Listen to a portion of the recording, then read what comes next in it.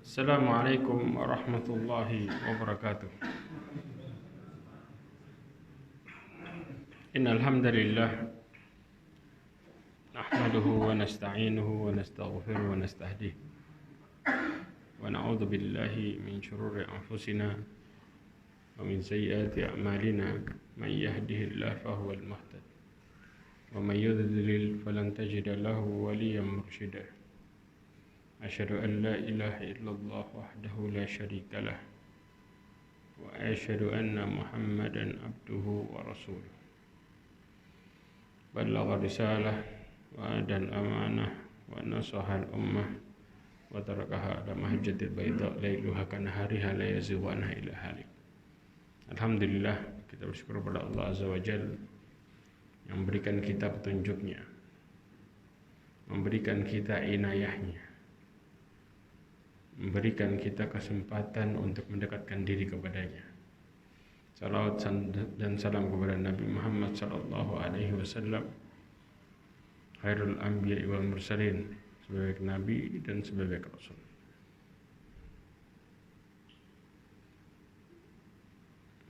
Ya. Ma'asyiral mu'minin rahimani wa rahmakumullah.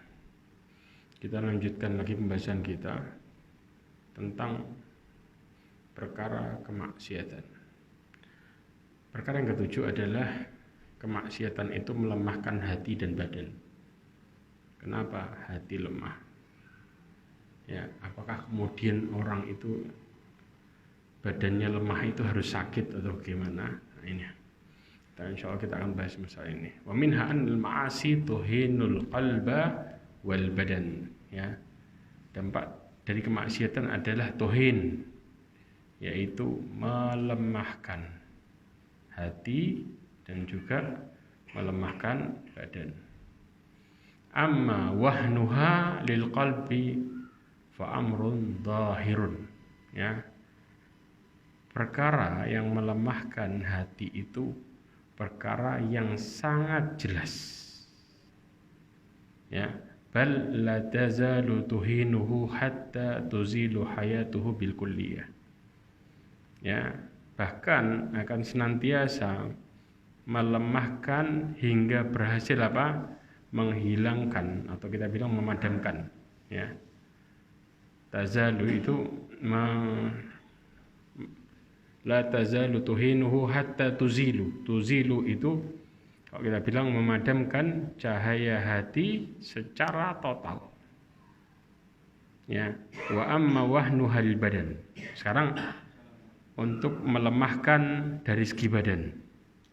Ya, fa innal mu'min quwwatuhu min qalbihi. Orang mukmin itu kekuatannya dari mana? Dari hatinya. Karena ya ikhwah, kita kalau bicara masalah kehidupan, ya, antum bisa bayangin ya, kita bicara masalah mental. Kalau badannya kuat, mentalnya lemah, di saat dibutuhkan bisa nggak melakukannya? Nggak bisa. Saya kasih contoh yang gampang lah. Contohnya apa? Ketika orang ya suka fitness, betul? Begitu disuruh sholat tahajud, kuat atau lemes? Lemes. Padahal fitness ya bisa membawa beban berkilo-kilo, betul nggak? Sejam 2 jam sholat tahajud, beberapa menit nggak mampu. Berarti apa yang lemah di sini? Mentalnya masalah. Karena pada dasarnya ketika dibutuhin sama badan, maka mentalnya menunjukkan sifat aslinya, yaitu apa? Menunjukkan benar-benar sebuah kelemahan. Ya, karena Allah Subhanahu wa taala menjelaskan tentang bagaimana orang mukmin itu. Orang mukmin itu walaupun fisiknya sakit, tapi kalau mentalnya kuat, dia akan menghadapi rasa sakitnya dengan kayak orang sembuh. Betul enggak? Allah mengatakan dalam surat An-Nisa ayat 104. Apa kata Allah? Wala tahinu fi ibtigha'il qaumi in takunu ta'lamuna fa innahum ya'lamun kama ta'lamuna wa tarju minallahi ma la yarjun. Allah katakan kepada orang mukmin. Kata Allah Subhanahu wa taala, janganlah engkau ya menjadikan hatimu itu lemah, mentalmu jatuh. Kenapa? Karena dalam mengerjakan ya, dalam mengejar musuhmu, karena kalau kamu menderita, mereka juga sakit gak? Sakit. Tapi kalian punya sifat lebih yang mereka gak punya. Kalian berharap kepada Allah, sedangkan mereka tidak berharap kepada Allah Azza wa Jalla. Makanya orang mukmin segi fisiknya sakit, tetapi kalau mentalnya kuat, maka fisik sakit itu nggak masalah. Karena kita bicara penyakit ya ikhwah, sakit badan itu masalah atau anugerah sebenarnya. Ada dua kondisi. Di sisi lain bisa jadi hukuman, di sisi lain bisa jadi anugerah. Anugerahnya apa aja nanti kita akan bahas setelah ini. Ya. Kemudian juga disebutkan di dalam kitab Ighatsatul Lahfan, ya, orang-orang mukmin ataupun orang-orang kafir menderita sakitnya sama. Tapi yang membedakan apa? Orang mukmin punya keistimewaan, yaitu mengharapkan pahala dan kedekatannya sama Allah. Makanya mentalnya kuat. Mereka punya hal yang membuat mereka kuat. Walaupun fisiknya kelihatan sakit, tetapi karena mentalnya, jiwanya kuat, maka mereka nggak kelihatan kayak orang sakit. Kok bisa ya? Ketusuk 70 tusukan kok bisa masih hidup? Antum bayangin, ya? Khalid bin Walid berapa bekas tusukan? Kok bisa masih hidup? Karena mentalnya ya ikhwah. Ketika mereka mentalnya ya menjadi orang yang mengharapkan pahala dan berserah diri kepada Allah, Allah kasih kekuatan yang sangat luar biasa. Kemudian juga di sisi lain ya, seorang mukmin pada dasarnya ketika mereka terkena musibah ya, semua itu terjadi dengan izin Allah Azza wa Jalla. Akhirnya mereka menyerahkan musibahnya ke siapa? Kepada Allah. Apa dalilnya? At-Taghabun ayat 11. Allah mengatakan ma asaba min musibatin illa biidznillah wa may yu'min billahi yahdi qalbah wallahu bikulli syai'in alim. Allah katakan ya, tiada sesuatu musibah yang menimpa seseorang kecuali dengan izin Allah. Kalau mereka beriman sama Allah tentang hal ini, maka Allah akan kasih petunjuk hatinya. Ya, Al-Imam Ibnu Katsir mengatakan, artinya apa? Kalau seseorang ditimpa musibah dan dia meyakini bahwa musibah tersebut merupakan ketentuan dan takdir Allah sehingga dia bersabar dan mengharapkan balasan dari Allah disertai perasaan tunduk dan berserah diri, maka Allah memberikan petunjuk ke dalam hatinya dan menggantikan musibahnya dengan petunjuk keyakinan yang benar dalam hati. Jadi berubah musibah jadi anugerah. Makanya kenapa orang mukmin dohirnya aja boleh dia sakit, tapi batinnya dan fisiknya berubah menjadi luar biasa kuat.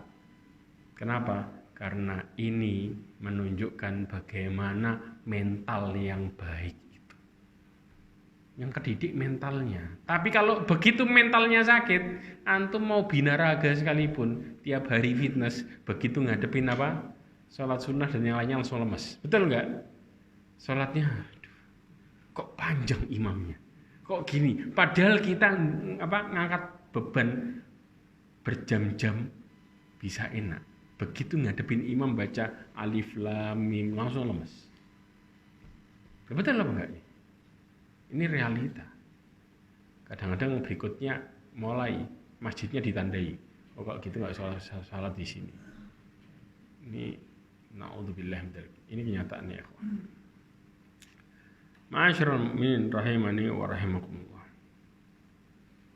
Kemudian ya, kalau seseorang mentalnya itu baik, apa yang terjadi? Maka ibadahnya bakal menjadi penyejuk hati dan kebutuhan. Mereka kalau nggak ibadah tuh rasanya ya Allah nggak enak. Mereka menyelesaikan masalahnya pakai apa? Ibadah. Allah katakan apa? Wasta'inu bis sabri wassalah. Allah kata, Rasulullah SAW menjelaskan dalam hadisnya, waju'ilat qurratu aini fis shalah. Dijadikan penyejuk mataku. Aku merasakan bagaimana kenikmatan hidupku di mana? Di salat. Rasulullah nyuruh Bilal untuk mengumandangkan sholat. Apa kata Rasulullah? Ya Bilal, arihna bis shalah. Wahai Bilal, istirahatkan kita dengan sholat. Kalau kita enggak, sebaliknya. Ya, begitu selesai sholat, legonya. Alhamdulillah. Nah, ini namanya apa? Selesai beban. Padahal Rasulullah SAW istirahatnya dengan apa? Sholat. Sahabat istirahatnya dengan sholat. Ya, kondisi yang sangat terbalik. Kenapa? Disebutkan di dalam Fathul Qadir oleh Al-Imam Syaukani, ya, istilah qurratu ain adalah penyejuk dan menyenangkan hati.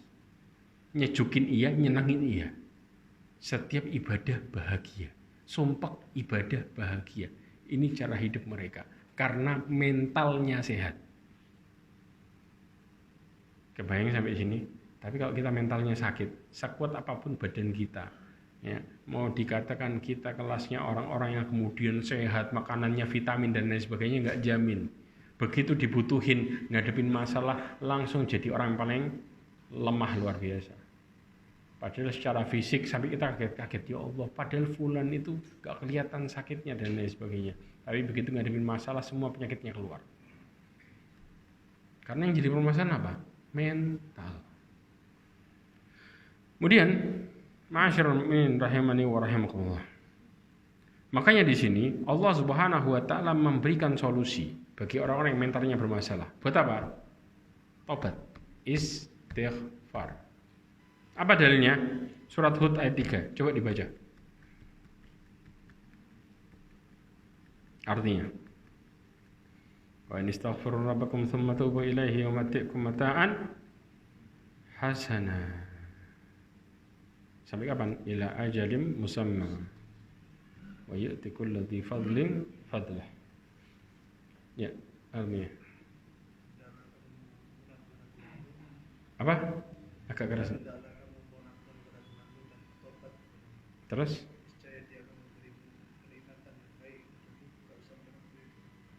Ya, terus?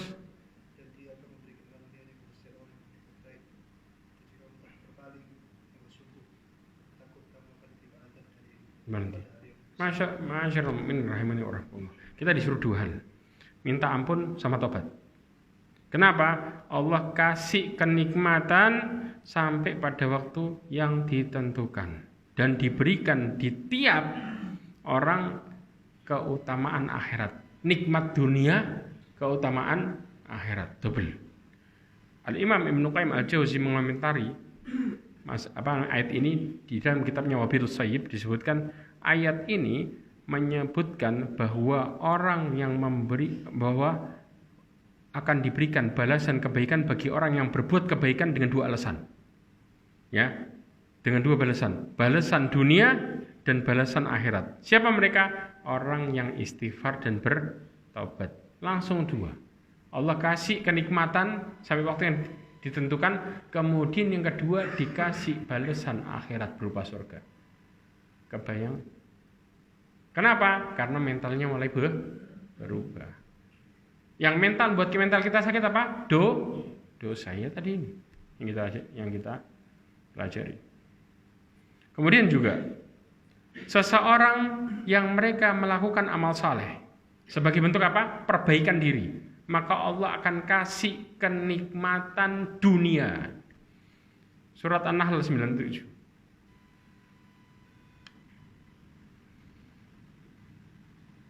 Bukan sekedar mentalnya aja, tapi dirubah sama Allah dunianya 100%. 3 hal yang Allah kasih.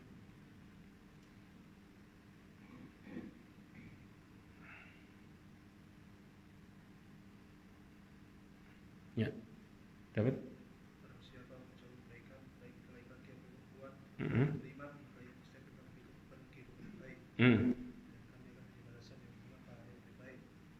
Dari apa yang mereka kerjakan? Oke. Allah mengatakan man amila salihan min dzakarin aw untha wa huwa mu'minun falanuhyiyannahu hayatan thayyibah. Istilah kehidupan yang baik. Barang siapa yang melakukan amal saleh, laki-laki dan perempuan, sedangkan dia beriman. Melakukan amal saleh dengan keimanan, diberikan kehidupan yang baik. Tafsir Muyassar menyebutkan ada 3 kehidupan yang baik. Yang pertama, Allah buat dia ridho terhadap takdir, ketetapan. 1. 2. Diberikan sifat qanaah. Jelas? 2. 3, Allah bimbing dalam ketaatan. Ini istilah hidup baik. Nerima takdir, qanaah, merasa apa yang Allah kasih yang terbaik. Dan yang ketiga, selalu dikasih petunjuk. 3 prinsip ini membuat orang hidupnya menjadi yang terbaik. Kalau mereka bicara surga dunia, Allah kasih 3 ini. Di akhiratnya dikasih balasan lebih dari yang mereka lakukan, yaitu surga. Ini mental yang terjadi kalau mentalnya benar. Mereka merasakan semua jadi kayak surga dunia. Ini realitanya. Tapi kalau mereka menyelisihi, maka Allah Subhanahu wa Ta'ala akan berikan mereka sebaliknya, dikasih kayak neraka dunia. Dalilnya apa? Al-Anfal ayat 24-25. Ya, apa Allah katakan?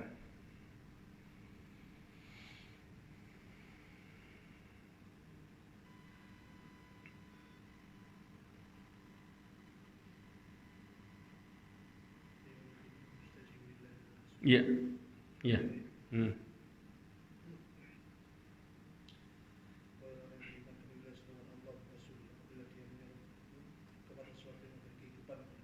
Ya. Ya. Berhenti. Allah mengatakan, ya ayyuhalladzina amanu stajibu lillahi wa lirrasuli idza da'akum lima yuhyikum. Hai orang yang beriman, penuhilah panggilan Allah dan Rasulnya apabila memanggil kalian untuk kemaslahatan hidup buatmu. Kalau kita bilang, kalau Allah nyuruh kita nunda, berarti kita nggak mau hidup enak. Betul nggak? Mau apa? Mau sengsara. Tapi kalau kita ngikutin ajakan Allah dan Rasulnya, berarti kita kepingin hidup yang sebenarnya. Sekarang pertanyaannya, kalau kita nunda, apa yang terjadi? Maka ketahuilah Allah bisa memisahkan, membatasi antara seseorang dengan hatinya. Disebutkan oleh Imam Ibnu Qayyim Al-Jauzi, ya, dalam kitabnya Fawaid tentang ayat ini, bahwa menunjukkan kehidupan yang bermanfaat hanya bisa diraih dalam memenuhi seruan Allah dan Rasulnya. Jelas? Barang siapa yang tidak memenuhi seruan Allah dan Rasulnya, maka dia tidak bisa merasakan kehidupan yang baik. Walaupun dia hidup, tapi hidupnya kayak binatang. Kebayang, dia bukan sebagai manusia, tapi seperti binatang. Kenapa? Karena binatang yang paling hina, kehidupan yang baik yang sebenarnya, yaitu mengikuti aturan, baik secara lahir ataupun batin. Berarti kalau enggak, tinggal sisa apa? Hawa nafsu. Dan hawa nafsu ini dipakai sama siapa? Binatang sebagai tolak ukur. Gimana hidup ala binatang? Nah, yang lemah jadi mangsa yang kuat. Makanya kenapa orang terkam-terkaman? Satu dengan yang lainnya saling mangsa. Hidupnya kayak benar-benar dihantui. Nanti kalau saya didolimi gimana? Kalau saya gini gimana? Karena mereka berpikirnya ala apa? Ala binatang. Saya nggak bisa baik sama orang. Kenapa? Ya kalau orang itu baik sama saya. Kalau enggak, bawaannya curiga dan suudzon. Pikirannya buruk kayak binatang yang kemudian apa? Saling sikat satu dengan yang lainnya. Antum bisa kebayang? Ini namanya hidup dalam siksaan. Dia nggak punya masalah dohirnya, tapi hatinya ketakutan luar biasa, macam-macam masalahnya. Nanti kalau saya gini gimana? Kalau saya yang dengerin sumpah. Padahal dohirnya ini orang nggak kena masalah. Karena mentalnya rusak, akhirnya dia jadi orang yang penuh masalah dan nggak seperti manusia. Bahkan sama temannya sendiri, ya, dia ngelihat engkau bisa bermanfaat atau enggak. Betul enggak sini? Yes.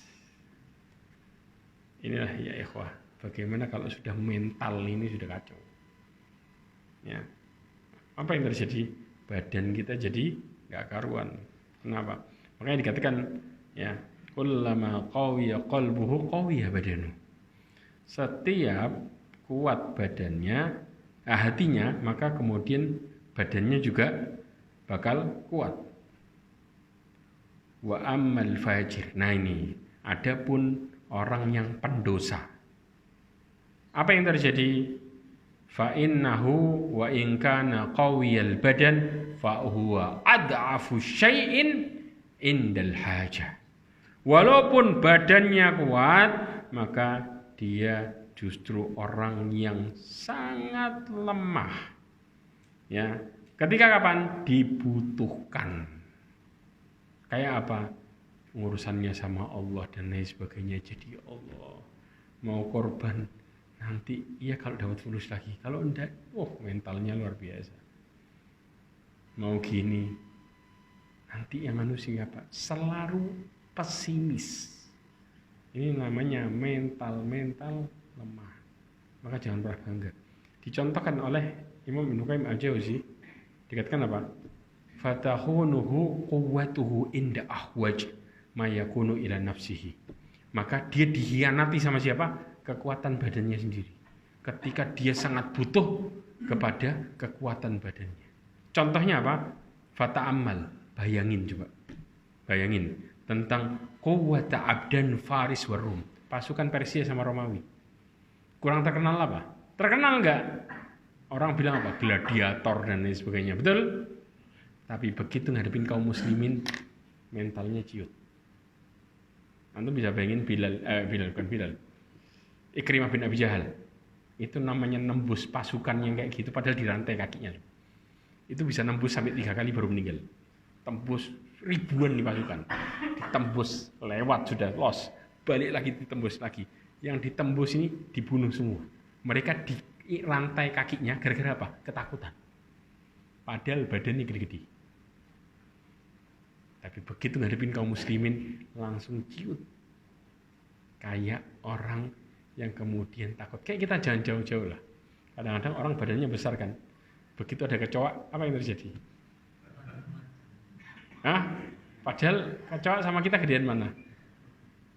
Ini berarti yang bermasalah apanya? Mental. Simpel kan? Begitu ada kecoa lari, takut tuh. Kalau nempel gimana? Kalau gini gimana? Sudah, satu rumah kayak gempar. Ini realita ya ikhwah. Maka begitulah mereka ketika mentalnya sudah rusak. Maka kemaksiatan itu rusak mental sebenarnya. Nggak kelihatan memang. Tapi kapan kelihatannya? Pas kita lagi butuh. Ngadepin masalah, kita akan kelihatan di situ mentalnya gimana. Makanya sering seseorang jadi orang yang takut. Terutama takut sama siapa? Sama pasangannya sendiri. Betul nggak? Kenapa? Rela pasangannya mengatakan apa, nurut. Suruh maksiat, nurut, dan lain sebagainya. Karena mental. Alasannya kadang-kadang sepele. Kalau dikunciin gimana? Kalau gini gimana? Padahal dia yang punya rumah, dia yang gini, dia yang gini. Subhanallah. Mental itu bahaya ya. Ya, jangan pernah katakan kita sebagai orang yang kuat kalau mental kita bermasalah. Tapi kita boleh lemah fisik, kelihatannya kurus dan lain sebagainya. Tapi mentalnya begitu kuat, maka apapun masalahnya kayak ngalahin orang-orang yang jauh lebih besar. Makanya Rasulullah SAW mengatakan, aku tidak pernah melihat seseorang yang kurang agamanya dan akalnya dari salah seorang dari kalian para wanita yang bisa mengalahkan laki-laki yang gagah. Gagah laki-laki itu, tapi di depan perempuan selesai. Kenapa? Karena mentalnya yang kena. Realita bukan? Ya, makanya kemudian kenapa wanita jadi fitnah luar biasa. Orang kalau sudah kena mental habis.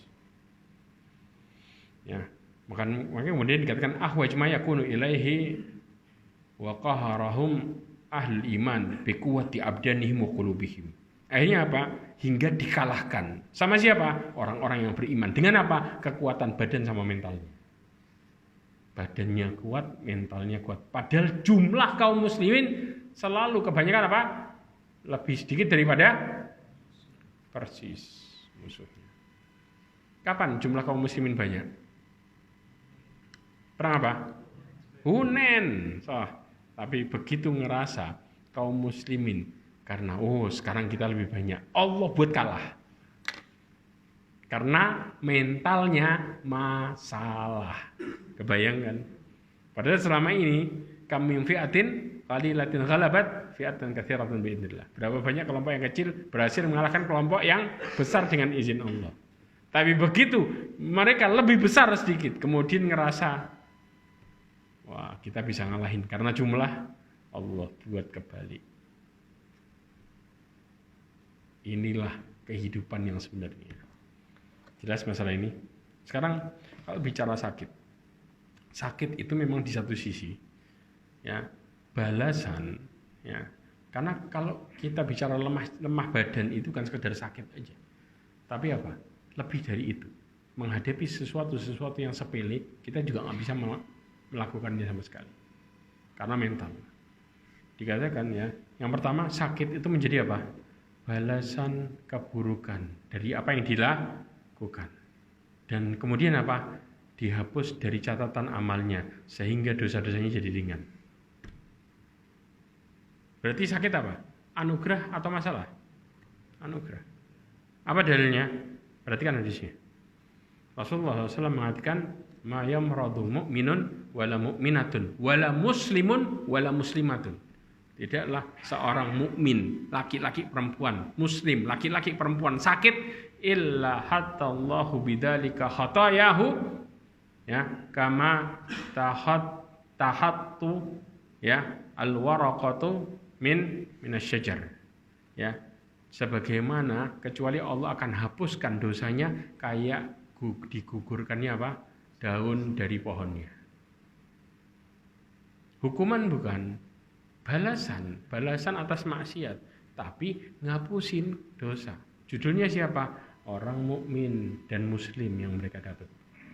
Bahkan Rasulullah SAW juga mengatakan kepada Ummu Ala ketika sakit jenguk, ya, absyiri ya Umma Ala, kabar gembira wahai Umma Ala, fa inna maradul muslim yudhahiballahu bihi khataya, karena sesungguhnya sakitnya orang muslim menghilangkan kesalahannya, kama tudhahibun nar habatsad dahab wal fiddah, sebagaimana api menghilangkan karatnya emas perak dihilangkan jadi kinclong lagi dari apa? Dari sakitnya tadi. Kemudian yang kedua, sakit itu ngangkat derajat dan juga nambah pahala. Jadi kalau antum melihat, saya sakit, saya berarti kena musibah. Siapa bilang? Antum sakit berarti dikasih anugerah. Kenapa? Bahkan orang yang rawat sakit juga sama. Mereka dikasih anugerah dari merawat keluarganya. Karena mereka juga dikasih musibah pada dasarnya. Betul enggak? Disebutkan dari Aisyah radhiyallahu anha, khususnya Nabi SAW bersabda, "Ma min muslim yushaku syaukatun fama fauqaha illa kutiba laha biha darajatun wa muhiyat anhu biha khati'ah." Dikatakan tidaklah seorang muslim ketusuk duri atau lebih, sekedar kecelekit gitu aja udah penghapus. Kecuali apa? Allah Subhanahu wa taala akan naikkan satu derajat. Apalagi kalau lebih, berarti apa? Lebih besar naiknya. Cuman ketusuk duri itu sudah naikin derajatnya dia. Kemudian apa? Dihapuskan satu salahnya. Berarti kalau sakitnya lebih, dihapuskannya lebih banyak. Ini yang terjadi. Kemudian dalam hadis Nabi SAW yang lainnya lagi, ma daraba ala mu'min araq qatun illa hatta Allahu anhu khati'ah wa rafa'a lahu darajah. Tidaklah seorang mukmin, ya, diperbuat apa? Didolimi, melainkan apa? Allah akan gugurin kesalahannya dan meninggikan derajatnya. Imam Nawawi mengatakan hadis ini menunjukkan apa? Kabar gembira bagi kaum muslimin. Kenapa? Bahwa tidak berkurang sedikit pun dari diri mereka, ya. Justru apa? Mereka mendapatkan penebusan dosa dari penyakit dan musibah dunianya. Sekalipun kesusahannya cuman sedikit. Karena di dalamnya ada pengangkatan derajat, ya, dan juga menambahkan kebaikan. Anugerah.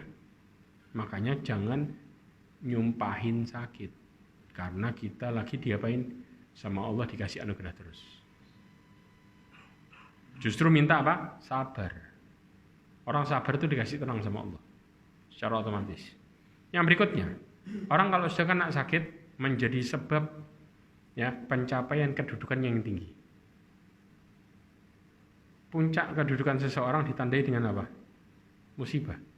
Rasulullah mengatakan, innar rajul la yakunu lahu indallahi manzilah fama yablughaha bi amalihi fama yazalullah yabtalihi bima yakrahu hatta yablughaha.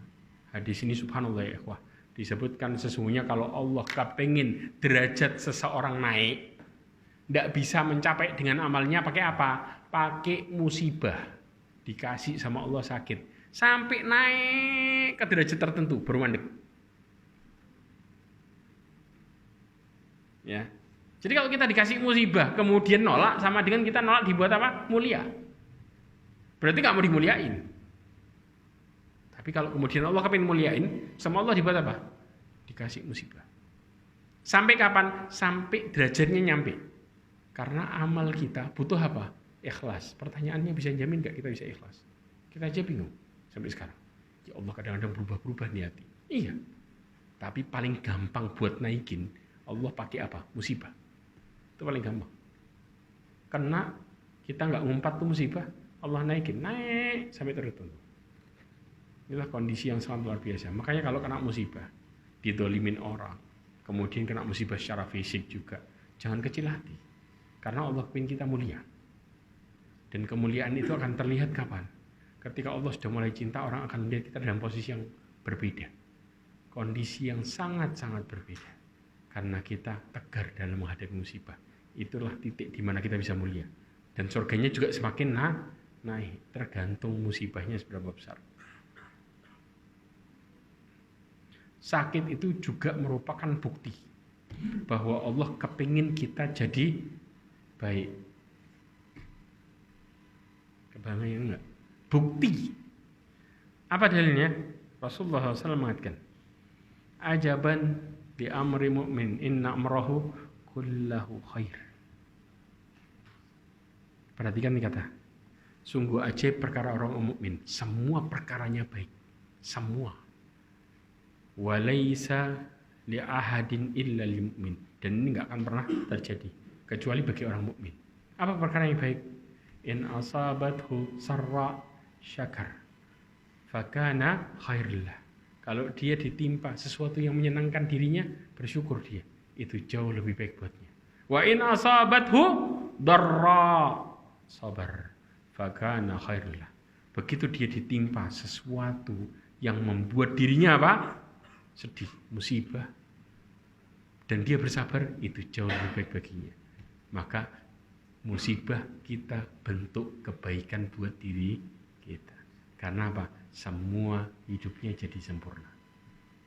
Dari musibah sama kenikmatan yang buat bersyukur dan sabar.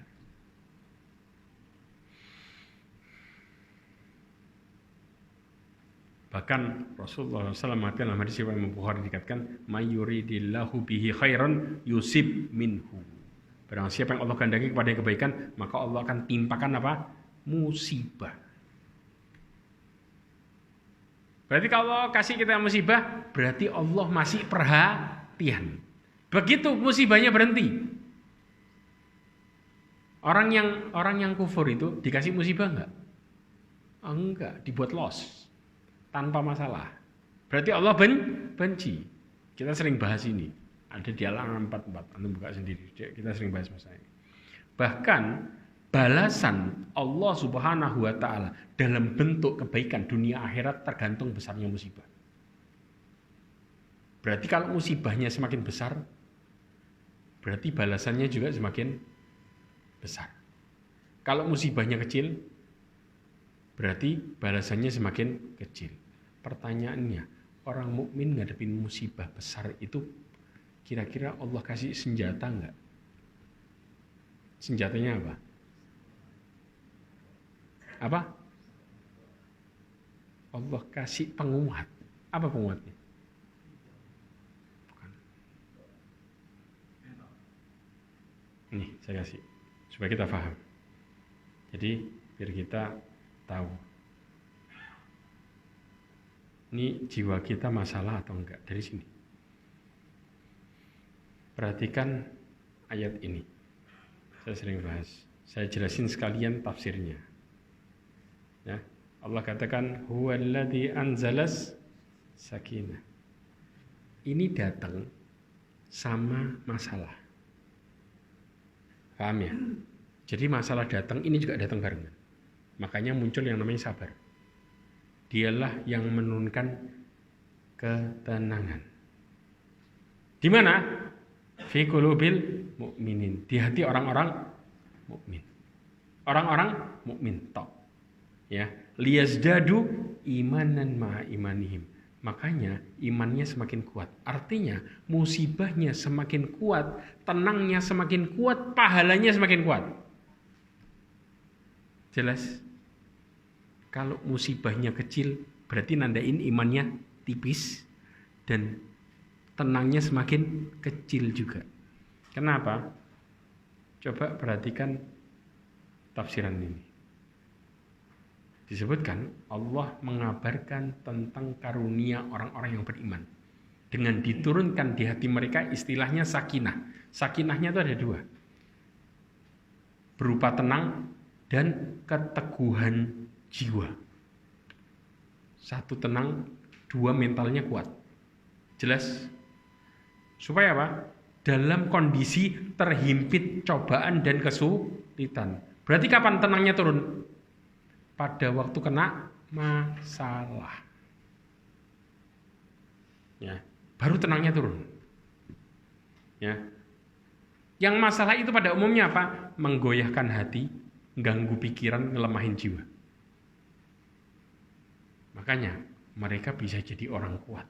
Ya karena Allah kasih sakinah dalam bentuk tenang plus kuat mental. Ya, tujuannya apa?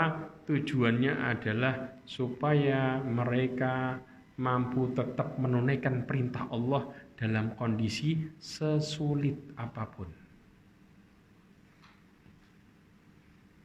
Jelas. Jadi kenapa para nabi itu kok bisa ya hidupnya kena musibahnya lebih besar berlipat ganda, tapi mereka kok bisa kuat? Karena kuncinya di mana? Sakinah. Itu yang membuat imannya terus naik. Mentalnya jadi kuat terus. Karena sakinah. Kalau nggak ada ini, bisa orang ngadepin hidup masalahnya? Mustahil. Kuncinya di sini. Nah, pertanyaannya kita pantas nggak untuk dapat sakinah? Jangan kalau kita kena masalah, masih toleh kanan, toleh kiri. Nggak langsung lihat ke atas. Kalau kita merasakan diri kita pantas, maka seharusnya kita minta langsung sama Allah. Minta apa? Kasih sabar itu dikasih tenang sama Allah. Baru masalah yang gede jadi remeh. Kenapa? Saya kan punya Allah. Kenapa harus bingung? Allah ngawasin terus kok. Dari situ tambah apa? Tambah taat. Ya, mau melakukan keburukan kadang-kadang kita mikir. Ya, muhasabah, istighfar. Ya Allah, sudah ngasih saya jalan keluar, masa saya mau maksiat. Allah ngawasin terus. Ini mental orang-orang mukmin jadi kayak gitu. Ya. Makanya Rasulullah mengatakan inna idhamil jaza ma'idhamil bala. Ya, bahwa besarnya pahala tergantung besarnya ujian. Innallaha idza ahabba qauman ibtalahum. Kalau Allah cinta sama satu kaum, Allah akan uji mereka. Allah kepingin lihat keseriusan mereka dari ujian. Orang diuji tadi menunjukkan sifat aslinya. Dari mulai sifat asli balik atau usaha sendiri. Salah satu. Kenapa ya ikhwah? Coba perhatikan baik-baik.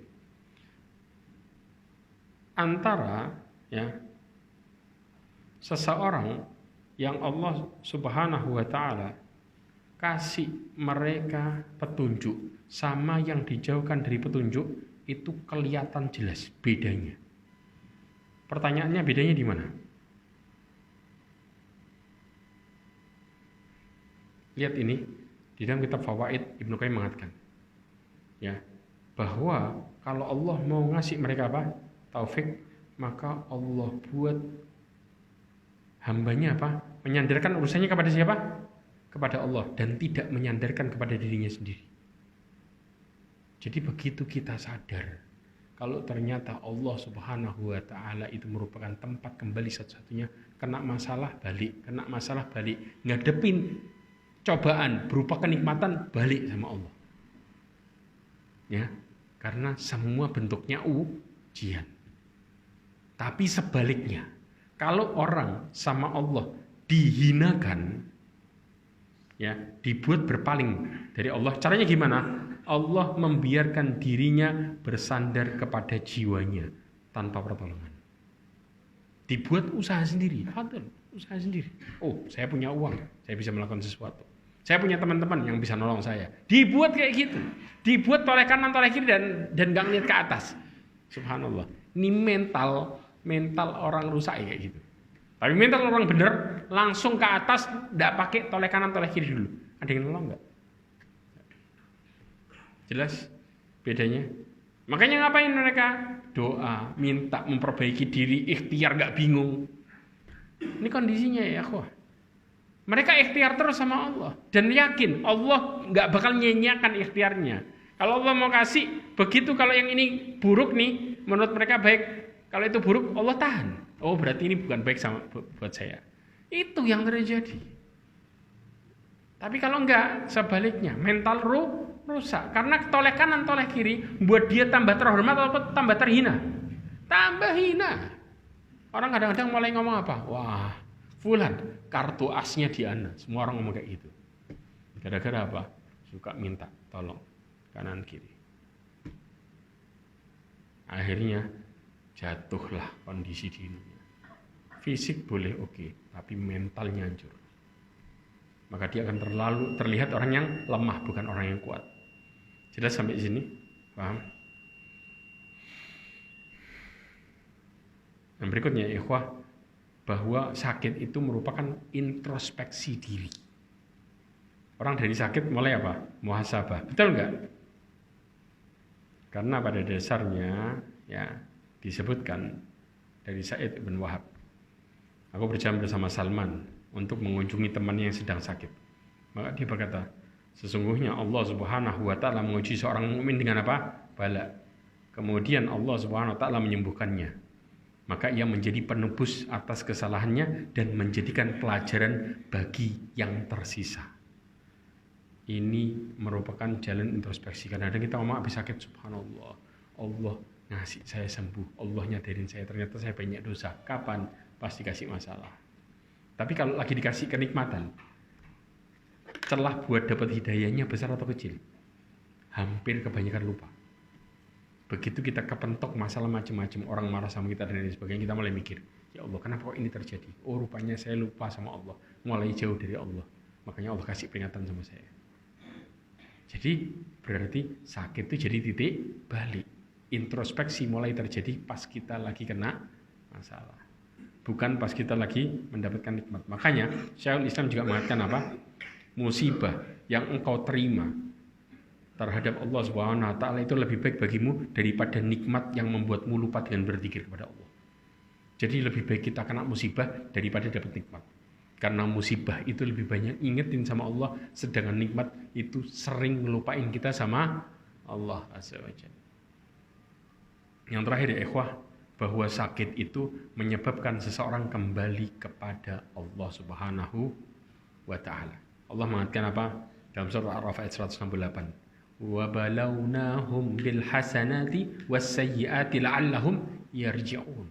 Kami uji mereka dengan nikmat dan juga keburukan supaya mereka balik sama Allah. Balik. Maka kalau Allah kepingin kita balik, muncul ujian biar balik. Begitu jauh lagi diingetin lagi. Berarti inilah perhatian yang begitu nikmat dari Allah Azza wa Jalla. Mudah-mudahan dari perkara ini kita bisa mengambil pelajaran dan mudah-mudahan Allah Subhanahu wa taala memperbaiki urusan kita untuk selalu bisa dekat kepada Allah Azza wa Jalla dan mudah-mudahan Allah Subhanahu wa taala menjauhkan kita dari kesyirikan dan juga khilafnya diri serta mudah-mudahan Allah menutup hidup kita semua dengan husnul khatimah. Insyaallah pertemuan yang berikutnya setelah tanggal 17 ya kita akan membahas tentang bagaimana seseorang ketika terkena maksiat mereka akan menjadi orang yang jauh dari ketaatan, terhalang dari ketaatan karena kemaksiatannya. Wallahu a'lam bishawab. Subhanakallahumma wa bihamdika asyhadu an la ilaha illa anta astaghfiruka wa atubu ilaik. Wa akhiru da'wana alhamdulillah. Assalamualaikum warahmatullahi wabarakatuh.